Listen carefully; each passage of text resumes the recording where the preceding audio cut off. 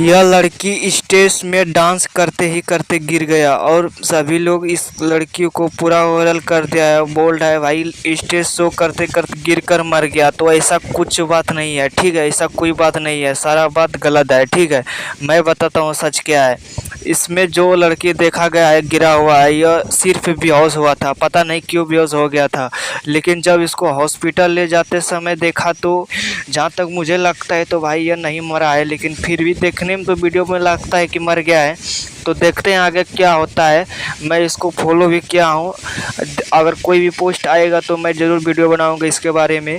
लेकिन मुझे नहीं लगता यह लड़की मरेगा, क्योंकि इसे थोड़ा मतलब बहुत ज़्यादा नचाया गया था।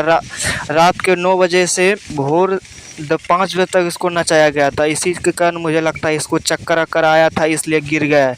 आप लोग को क्या लगता है कमेंट में ज़रूर बताना। वीडियो अच्छी लगी तो लाइक कर देना, चैनल में नहीं है तो सब्सक्राइब जरूर करना। तो मिलते हैं नेक्स्ट वीडियो में।